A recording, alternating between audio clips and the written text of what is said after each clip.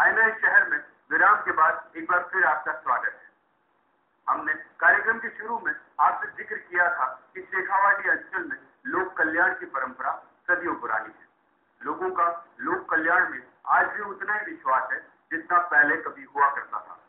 ऐसी ही लोक कल्याण को समर्पित एक शख्सियत से हम आपको रूबरू करा रहे हैं, जो झुंझुनू में गरीबों के मसीहा के नाम से प्रसिद्ध है। तो आइए मिलते हैं एकांकी जीवन बिता रहे मरीजों के प्रति पूरी तरह समर्पित डॉक्टर जैन से। झुंझुनू की छोटी सी गली में आस्था का ये वो केंद्र है, जो कोई गरीब आता है तो अपना मर्ज और परेशानी लेकर, लेकिन जाते समय वो ये सब कुछ यहीं छोड़कर खुशी खुशी घर लौटता है। गरीबों के प्रति पूरी तरह समर्पित डॉक्टर जैन यूं तो पिछले 50 सालों से चिकित्सा क्षेत्र से जुड़े हुए हैं, लेकिन विभिन्न सरकारी पदों पर काम करते हुए इन्होंने 35 साल पहले सरकारी नौकरी को तिलांजलि दे दी और जुट गए गरीबों की सेवा करने में। झुंझुनू के प्रति उनका लगाव उस समय ही हो गया था जब उन्होंने 50 साल पहले पहली बार झुंझुनू में नौकरी ज्वाइन की। झुंझुनू की जनता के साथ 16 साल तक के बने संबंधों की भी कोशिश की कि जब डॉक्टर साहब ने 1975 में नौकरी से इस्तीफा दिया तो यही बचने का फैसला भी ले लिया। डॉक्टर साहब ने उस समय पहली बार मरीज को देखने की जो 10 रुपए फीस निर्धारित की थी, आज भी वही फीस वो मरीजों से ले रहे हैं। यही नहीं, जो मरीज दवा भी नहीं खरीद सकते, उन्हें अपनी फीस के पैसों से भी दवा दिलाने में उन्हें कोई झिझक नहीं होती।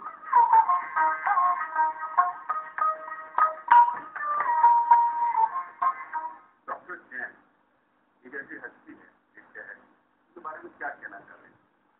अगर डॉक्टरी पेशे में अपन तो सुनते आए हैं कि ये डॉक्टर भगवान का रूप होता है, तो मैं कह सकता हूँ कि झुंझुनू के लिए जब से मैंने इनको देखा हूँ और एक भगवान के रूप में ये है, क्योंकि आज इतने कम फीस में और इतना बेहतरीन इलाज करते हैं कम खर्चे में, और कहीं किसी प्रकार की इनके कोई भी लोभ लालच नहीं है।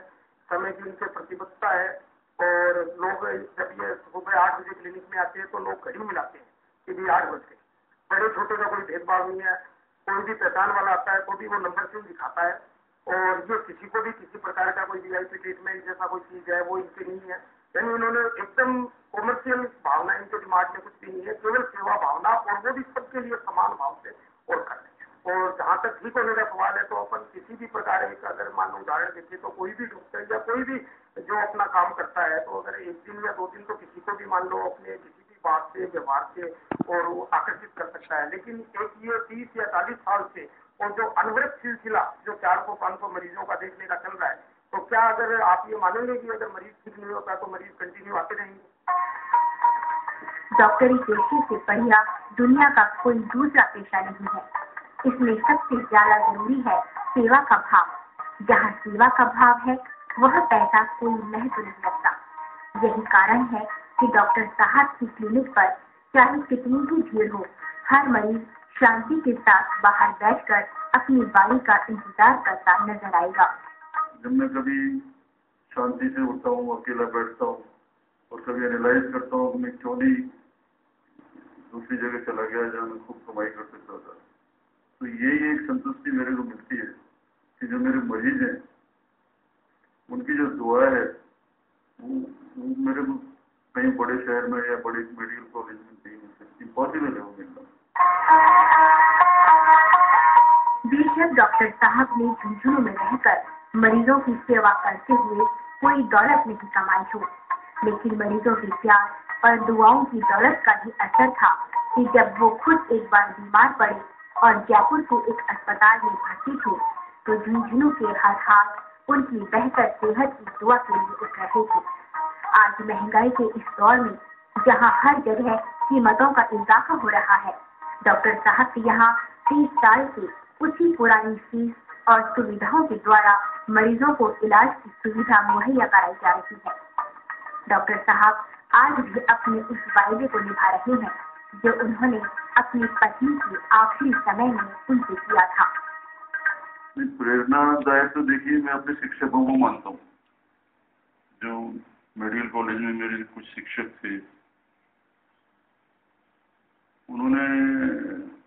उनसे मैंने प्रेरणा ली है कि अपने को सर्विस करनी चाहिए। अपन इस प्रोफेशन में आए हैं और जिस प्रोफेशन में अपन आए हैं उसका काम ही सर्विस करना है।